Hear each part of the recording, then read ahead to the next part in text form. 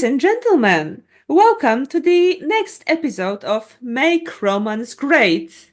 Recorded again! Oh my God, don't even. Oh, I But really but wanted to tell it. I really wanted to say it. but that means you get to enjoy episode 5 with better audio. Woo! Woo! Because altogether, there is a new equipment.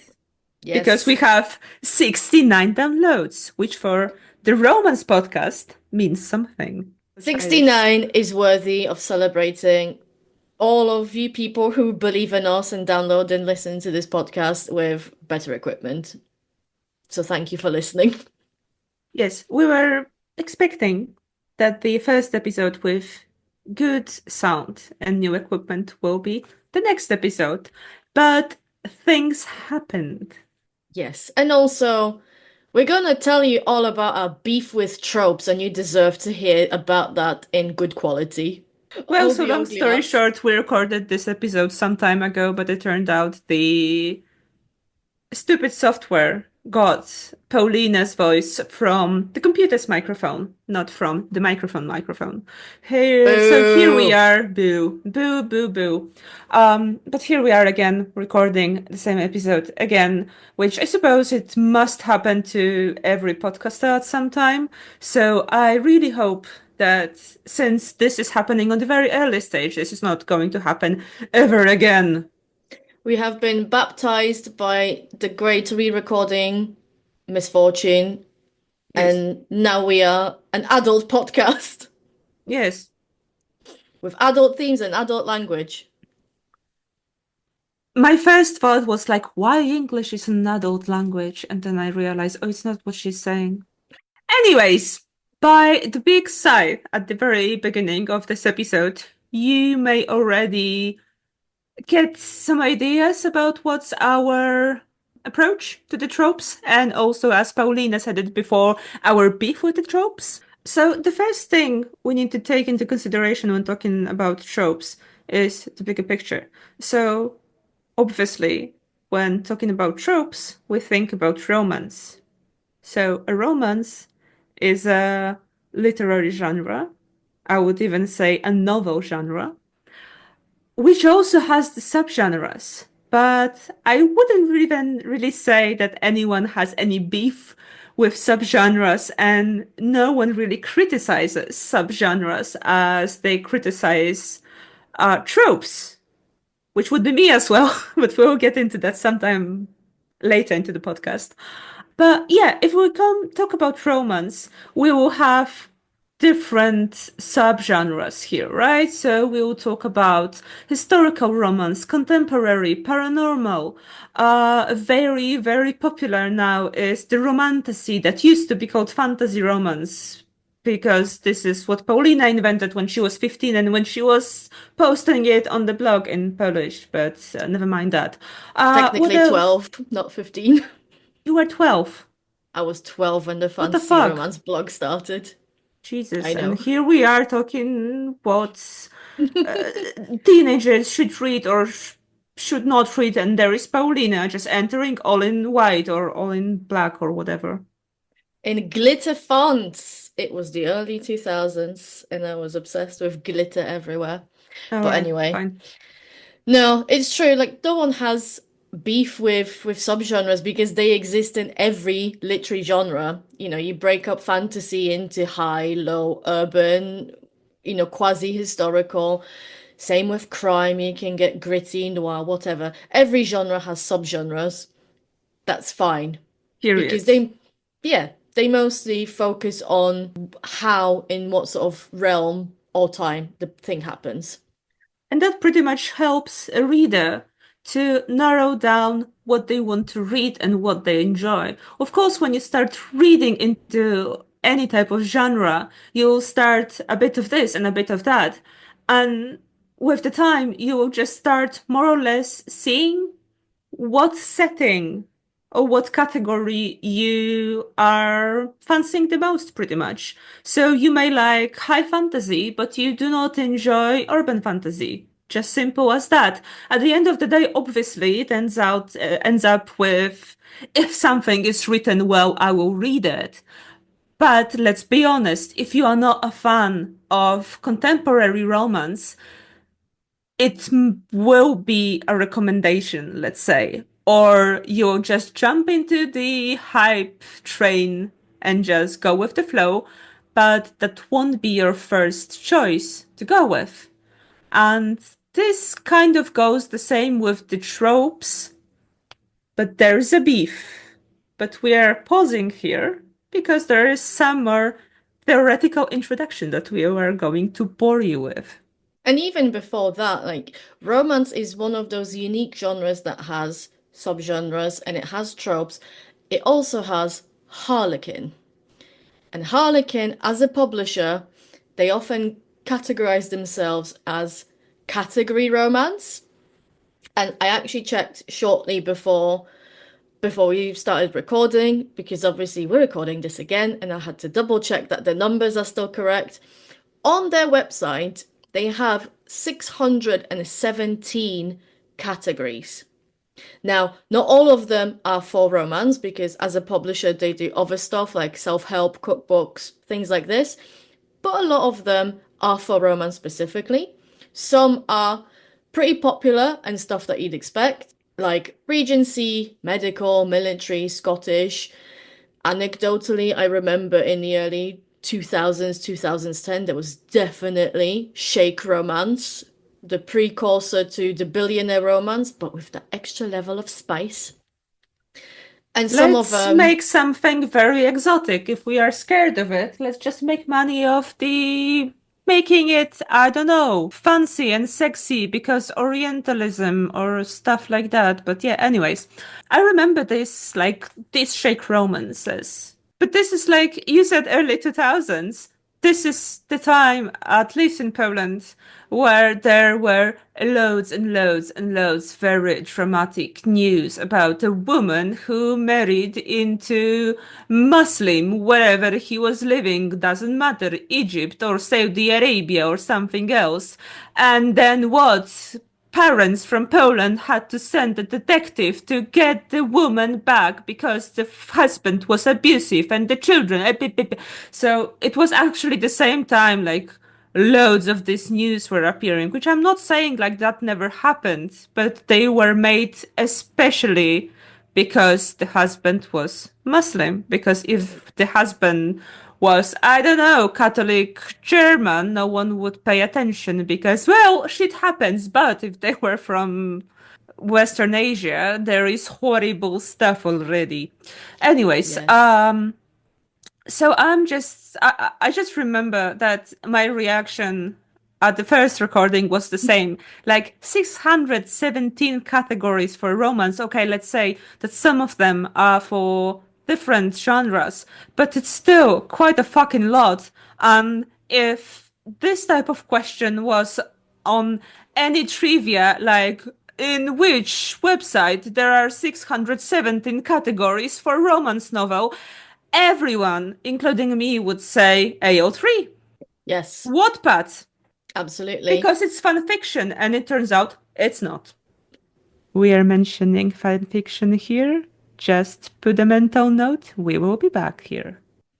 Yes, Harlequin is the maybe not quite the OG precursor to fan fiction, because fan fiction existed since fiction existed, but certainly Harlequin as a publisher and as a company very early on caught on that the more specifically they can market something, the easier it will be for people to get it. So people who have particularly niche interests, people who only like to stick to one type of thing, if they can find it easily, they'll buy it more easily. So props to you, good money making strategy. And I guess it probably did inspire some of the millions and gazillions of tags on fanfiction websites. And if anything, Harlequin's categories, they sort of touch on things of like who the romance happens to, and sometimes on when, depending on what it happens. And when we look at the most common tropes that we see in romance these days, The enemies to lovers, love triangle, second chance, grumpy sunshine, fake dating. Just a handful of examples. A lot of them are very specifically concerned with who the romance is about. So, as a combination, there's nothing stopping subgenre and category and tropes to exist altogether because they give us slightly different information. But while subgenres, as we said, they tend to concern themselves with the big picture, and there's still a lot of variety that you can have even within the category romance, the more specific your tropes get, the more you already know the entire story, effectively. And there's a way to use that that doesn't necessarily tell you the entire story. And for that, we turn back into folklore. We are. So when talking about where the tropes come from, the first thing that can come to your mind will be fan fiction, but it's not that simple. So pretty much how our brains work. We do like familiar stuff. End of the story. It's not like, oh, I'm not like the other girls or boys. I do like new stuff always. No, you do not. You may think of yourself this way, but your brain certainly doesn't. To people taking stuff out of context, please stop it. So of course we do like trying new stuff from time to time, but like if our brains would be bombarded with a new stuff every time with every single thing, it will be just horrible and we will die. Probably, I suppose so. Yeah, anyways, let's not go into psychology of the brain. We do like the same stuff. We find comfort if reading, in watching, etc., the same things all over again.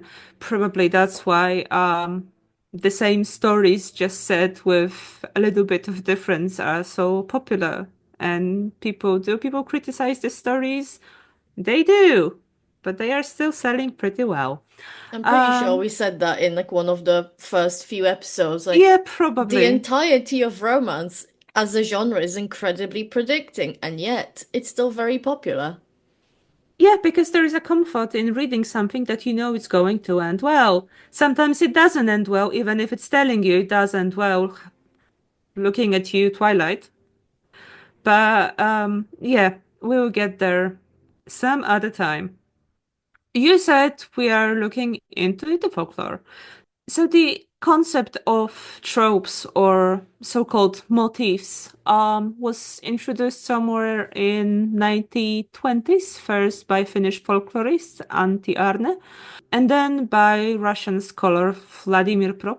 So it was first introduced by Aarne, who looked at the motives and not actions. So that thing would be quite close to our today's tropes.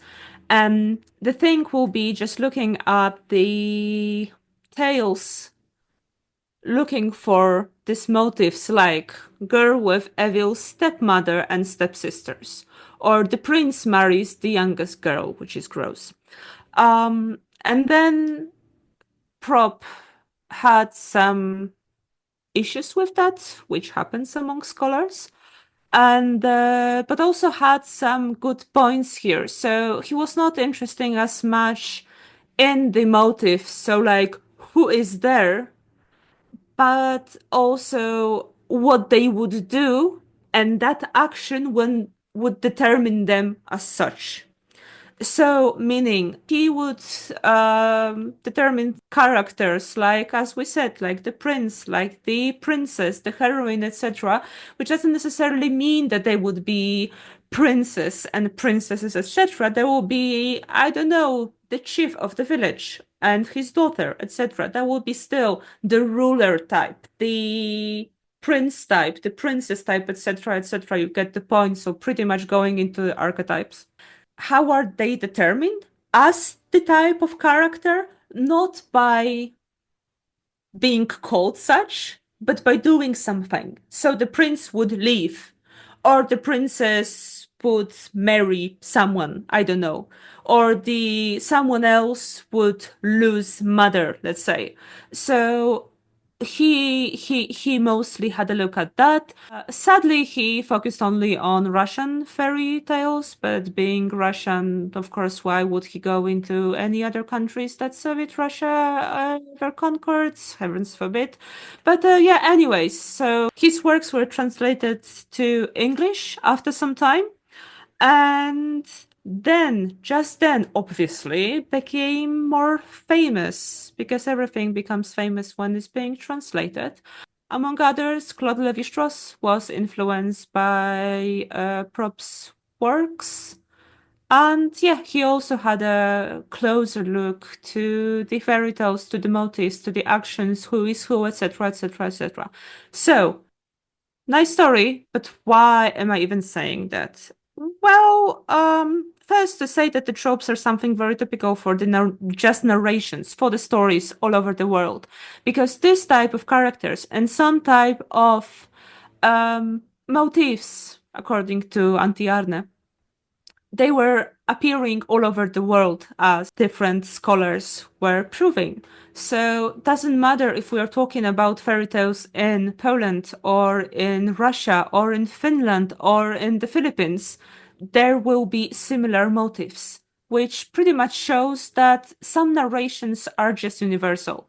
And they are universal because they are there, like all the folk stories, the fairy tales, etc. They are there to tell us something. And just by that, it becomes like very common among different cultures all over the world. So it's telling us what we should do, how we should behave, how we shouldn't behave. They are giving us advices or warnings, what we should do, what we shouldn't do, etc., etc., etc. So be like, this prince-like figure, or the poor but beautiful and kind girl, evil stepmother. So behave like this, but don't behave like that. Act like this, and there will be some reward after that. If you behave the bad way, there will be a punishment, etc., etc., etc. So pretty much giving us guidance on the morality. If I may interject here, because it's not in our notes, and I literally just had that moment of epiphany now, hearing you talk. Because yes, those motifs as in what purpose does the trope serve? We do get that in romance, and that's not even the part that we have beef with. Because you could very well argue, to use an easy example, enemies to lovers, it does serve a purpose. Everyone who's seen that meme going around saying you resonate with enemies to lovers because you feel you're unlovable. So to see someone else love an unlovable enemy character is making you feel validated that you are also worthy of love. That is a trope. Yes, that is a motif. And when executed well, it is doing exactly that. It is showing that even your enemy might have something in common with you, that even an enemy or perceived enemy might be worthy of love, that even someone who you don't think deserves to be loved actually does, when done well. That's very deep. That is so deep. Literally exhausted the last brain cell to say that. And yeah, that was the end of today's episode. Thank you very much for listening. Uh, I'm or gonna maybe start a not. drinking game every time you say that. I'll just be like, shots. Yeah, and people will be like, yeah, stop doing this. I won't. So, coming back to the fairy tales, etc., we have narrations, we have similar tropes, we have stuff that are telling us something. And as said before, we do like hearing similar or sometimes even the same stories because they bring us comfort. So the great examples here are the millennials who really should have already discovered that there are different books than Harry Potter, but that pretty much shows us we do like the same. Why do we not enjoy tropes then? And by saying we, it means myself and Paulina, not you as the I'm sure listeners. there's some of you out there who also agree with us on these points, but yeah, like, why don't we? Because as we started with the folklore, let's just close up this topic. Even though the tales have the same motifs, they are not the same. They may teach a similar thing. They may have similar characters and similar motives. Telling us there is a princess, there is a prince, there is a chief. Be kind, don't trust strangers, don't bully your stepdaughter, be patient, etc., etc. But at the end of the day, what happens in each of these stories is very different, often creepy as fuck as well. But the stories altogether are different. So, am I saying all the tropey books are the same? I do not. Most are, but not all of them. But there is one more factor who is also the anti-hero of our podcast since almost the beginning. And let me introduce. Fan fiction. No, the capitalism, for fuck's sake. Fan fiction. Fan fiction is not our enemy. Remember who the real enemy is. True that. Yeah, so capitalism. Let's do it very, very, very quick.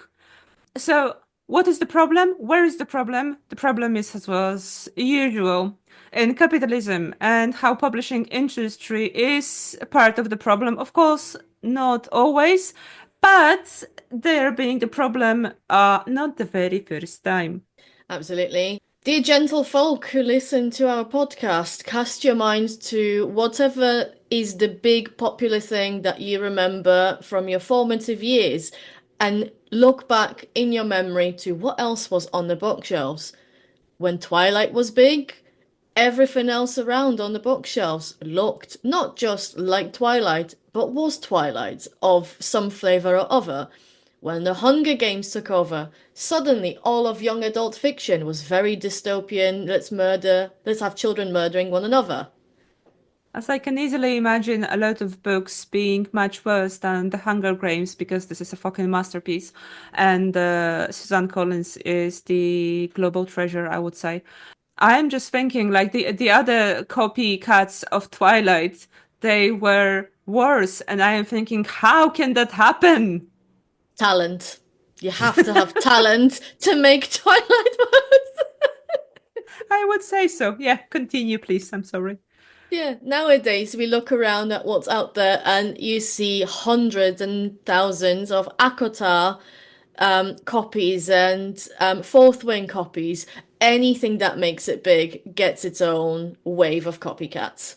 Well, altogether, Fourth Wing, or how it's called, the Imperium series, is a big copy of everything that ever happened and was ever written. But yeah, all of the Akotar copies playing into the fairies fucking motif. This is what we have. And even if they are not called fairies, they may be called something else.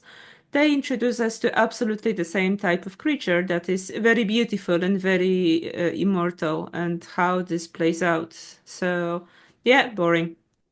And before anyone comes at us with, but the Hallmark Christmas film, they're all the same. Yes, they are all the same because A, capitalism breeds innovation, but at the same time, because they're all Lol. produced by because they're all produced by the same company with the same people, ensuring that the quality is consistent, then at least with Hallmark Christmas films, the quality is consistent versus multiple different publishers jumping at the whatever hype train is going on at the moment and just going, this'll do.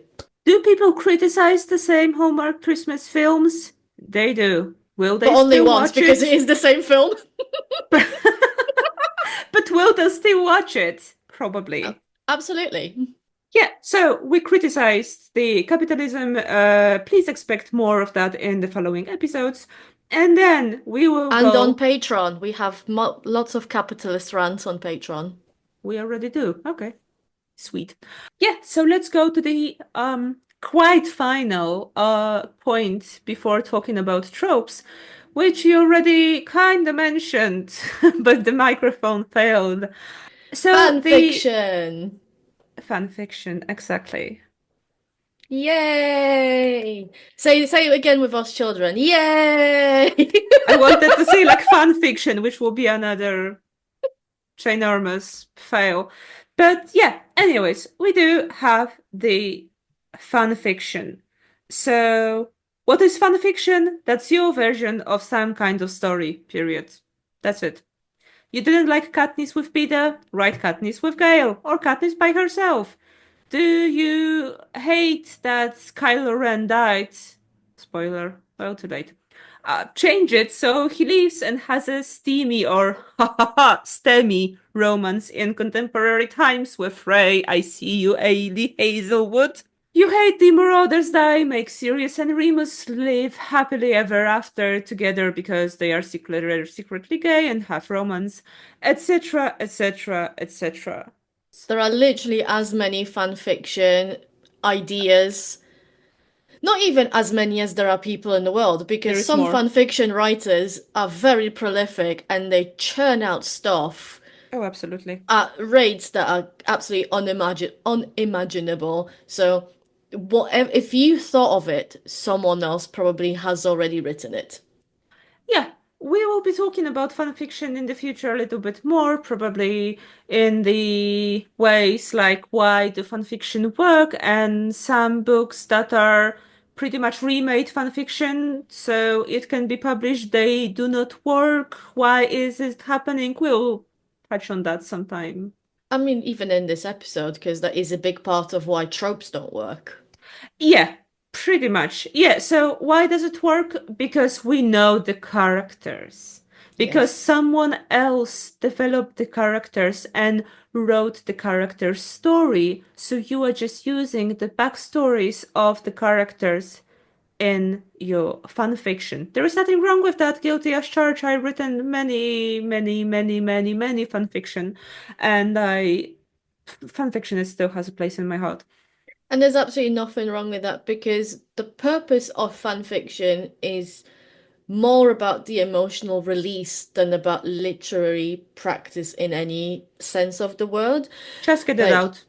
get it out of your system, whether it's you writing it or you reading it, you're coming back for some type of feeling and you're seeking that feeling out to try and get that feeling out of characters that you know nothing about and aren't invested in just yet is a lot of extra work where you could just quickly search on AO3 or whatever and go, I want this universe, I want that kind of interaction because that gives me the feels that I need. Bish bash bosh, job's a good un.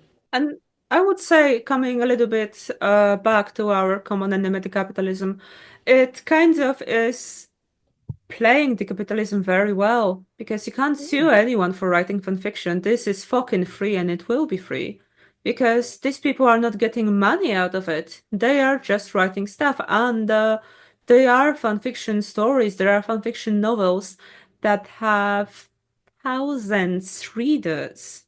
That's why there are a lot of stories that are being remade into original stories, which mostly I look very curiously at them because I just wonder how they will work. Because, as we said, they work in fanfiction because emotions are there, engagement is there, the love for the characters is there.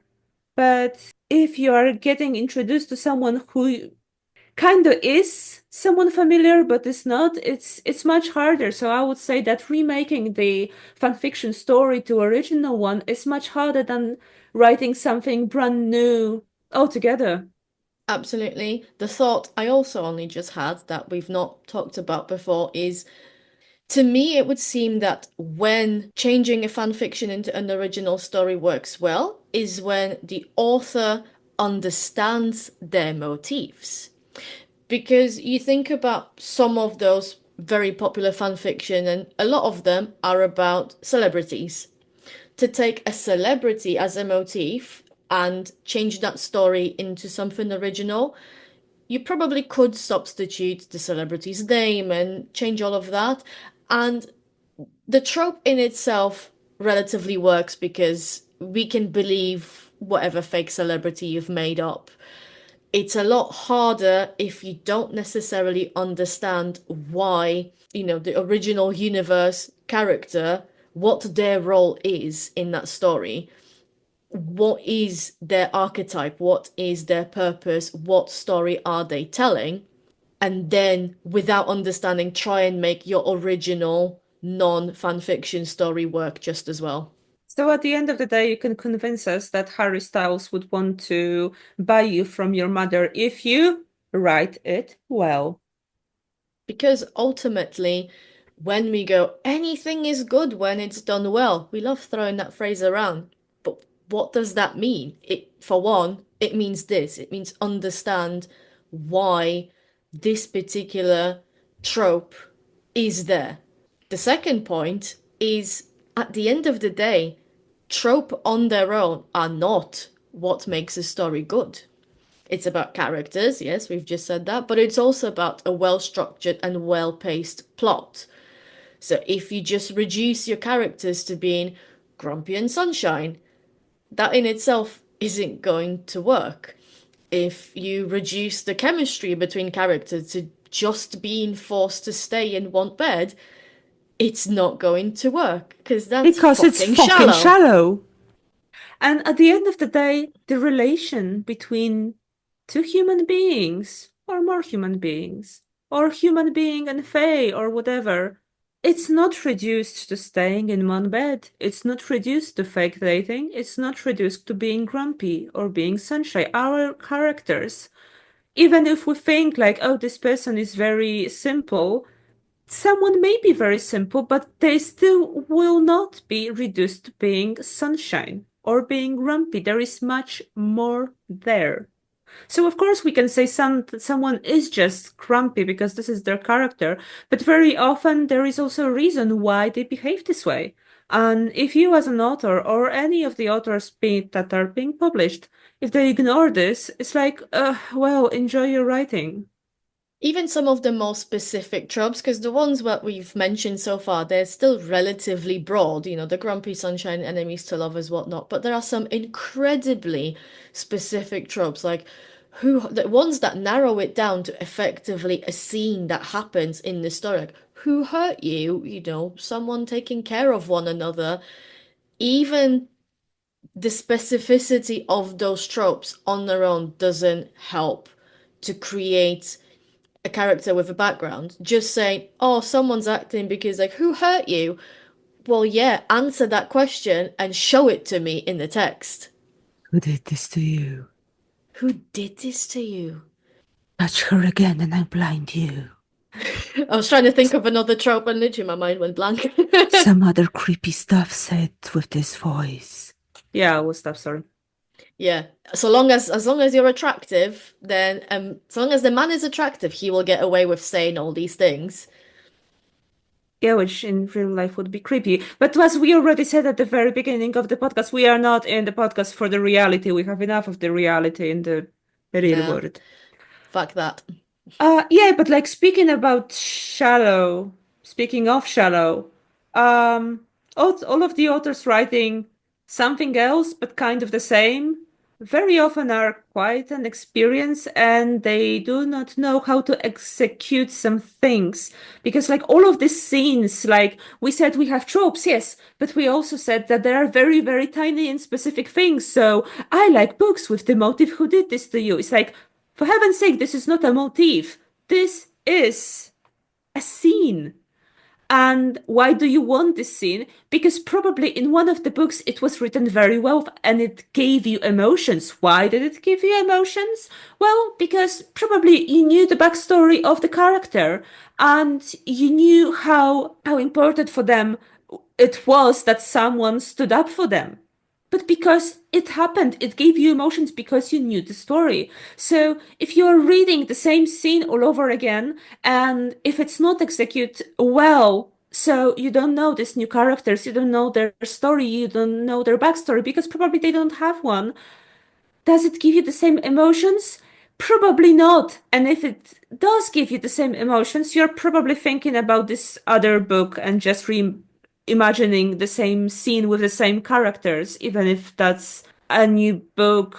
I hope I didn't tangle it too much, but maybe not. Yeah, like the reason we say Pride and Prejudice is good, and it is the ultimate enemies to lovers, but it isn't good just because it's enemies to lovers.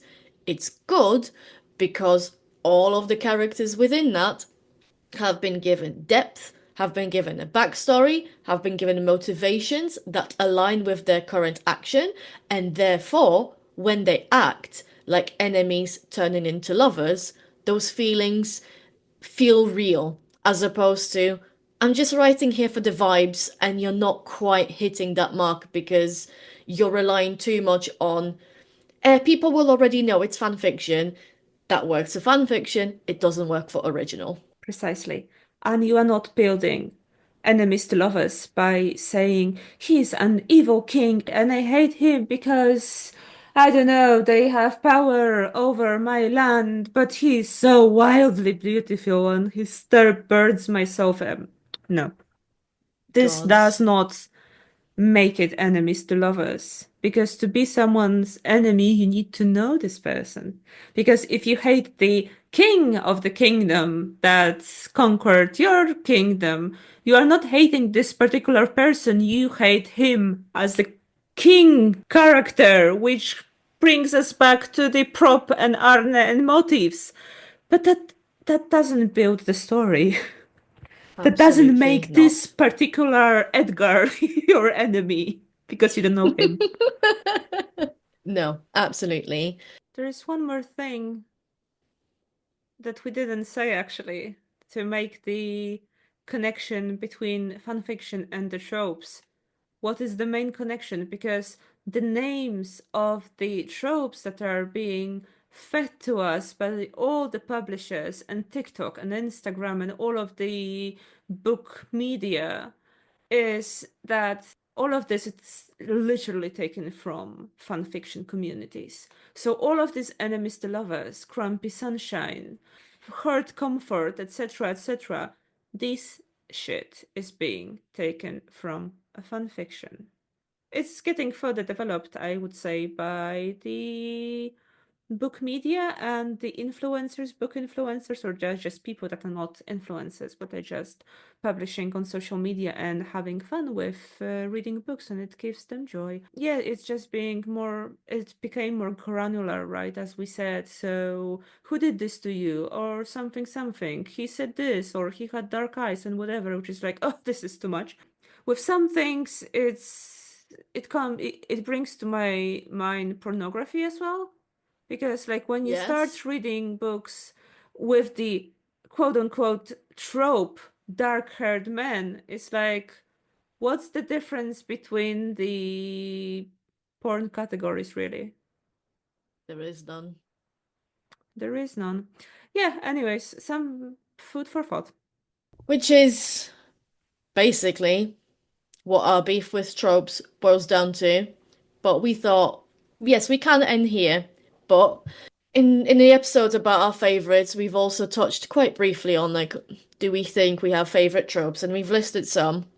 And we thought it would be a fun idea to, at this point, review the last bunch of books that we'd read and see if the tropes that they would fall into align with the sort of stuff that we said we like. Because obviously, we keep saying if it's written well, we'll read it and we'll enjoy it.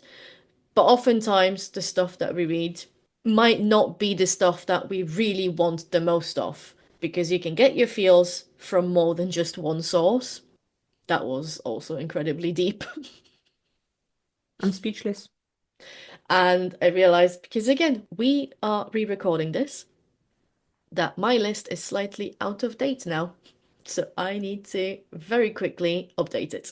To end this episode on a little bit more cheerful note than just us bashing the tropes for the last, I don't know how many minutes. We just want to go through the last 5 books that we read, as Paulina said. So my list is still as embarrassing as it was this 2 weeks ago when we first recorded. By the way, if you are the inspiring authors or you already write but you don't know if your writing is good, please follow us for more writing advice on writing romance or any other kind of story, because this applies to any characters development and human connections. And yeah, you are very welcome to support us on Patreon. Give us your money! Give us your money because capitalism is bad, but give us your money anyways. Yeah, anyways, the last five books, five romance novels, even if I cringe when I am forced to call Credence a romance novel, are, as said already, Credence, Iron Flame, The Wall of Winnipeg and Me, Heartless, and Get Alive, Chloe Brown. This will be very mathematic part of the podcast. So in Credence altogether, I counted six and a half, kind of. Tropes and Iron Flame, only three, surprisingly, because all of the tropes were in Fourth Wing. The Wall of Winnipeg and Me was very tropey, nine of them. Heartless by Elsie Silver had six, and Chloe Brown had three. And the tropes I read the most is, or at least I read the most recently, was Opposites Attract, which is fine. I like it. Grumpy and Sunshine, which is, don't care, but like I don't hate it. Forced Proximity, which I do hate. Enemies to Lovers, four of them were marked as enemies to lover, which is embarrassing because I fucking hate it. And then I had three marked as boss subordinate, which is very concerning. Indeed. Please do not contact your HR representative. I had to very quickly update mine, even though I've not actually read as much as I hoped to have in the time that's passed between recording. A lot of my tropes are severely impacted by the fact that until recently I was finishing Brooklyn and Hearts of Metal books. So, celebrity slash rock star romance by default are there at like a joint number two. There's three out of five books, which I guess maybe I'm okay with that. Maybe I actually like celebrity rock star romance more than I care to admit, because they're not the only ones I've read, but it's not something I necessarily thought about. No shame. No shame, we're not shaming anyone here. Then, to my surprise, Enemies to Lovers also jumped up like three books that you could consider enemies to lovers. None of them necessarily because they are enemies to lovers. It's just how they would be marketed if anyone got their hands on them and be like, pick a trope that fits them, they would have picked that. Let's just pick enemies to lovers because it sells. Yeah, because they don't like each other at the beginning, even though that's also a trope as old as time in romance. But I don't know, read Tania Modleski about that if you really want to. But the one that did come up as my top one is Forced Proximity. And I do remember that's definitely one that I have mentioned in favorites episodes of that is something that I like. And it is the kind of forced proximity that I do enjoy. It was in those four books, it was done well, in that there was reason for the forced proximity and it made sense. Because the false proximity, you can make this trope, like, you can make sub tropes to that, please don't. But in theory, you can. So Please the stop. first yep, so the first proximity is only one bed, which is a ridiculous one. Or at least it's very often executed very in the very ridiculous way. But forced proximity is pretty much very good trope just to make these two people in contact with each other. So yeah, you can have only one bed, but also you can have, I don't know, rivals at work that are forced kind of to work or decide to work on the same project. This is also forced proximity. This is literally one of the four books that has it. Like the two of them are forced to work on the same project at a summer camp. The other ones are there's two actually, now that I think of it, where someone ends up stranded slash ill and needs the other person to help them, and the other one being they're on literally the same tour bus, and it's not like you can go anywhere on a bus. I'm just thinking now that a lot of romance novel, most of them, they are kind of falling into this false proximity trope. I think it depends how you look at it. I know, again, like reading historical romance mostly, it feels like there is a lot of it because especially Regency, like they all go to the same balls, they all go to the same parties. Technically, you could argue, well, yeah, there's no other places really for them to socialize, so that's kind of forced proximity, but there's still an illusion of, well, you can stay at home if Yeah. you want to. I think a lot of contemporary romance tends to be a bit more obvious about it by saying, you're working on the same project, you're sitting next to each other in school, Yes. stuff like this that is very, very explicit. This is a much more limited space for your forced Yeah, I proximity. agree. But again, we could say that about every single trope, really. No. No, okay. We're not gonna then. Yeah, okay, you're right. But yeah, this was a fun little interruption, not interruption. This was a fun segment to break up all of the heavy this is why we have all that beef with tropes. It's not to say that we hate them because we hate them. No, when we hate them, and the word when is key. When we hate them, it's because people aren't utilizing them to their full potential, and the words and the tropes are being abused in marketing context. When they are done well, when the authors do their due diligence, when they really pick apart what the archetype of the character is, what the motifs within the story are, why the two work the way they do, and what leads. If you say A, then the logical B is this. When all of this is there, we absolutely lap that shit up. And that's pretty much everything we wanted to talk to you about in this episode.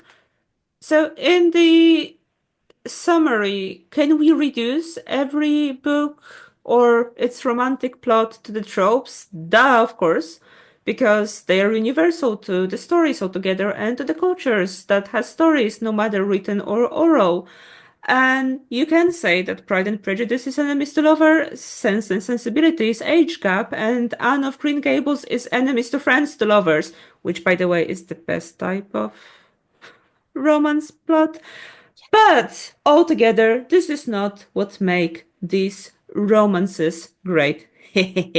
Thank you very much for listening of this and all of the previous episodes. If you haven't listened to them, please do so.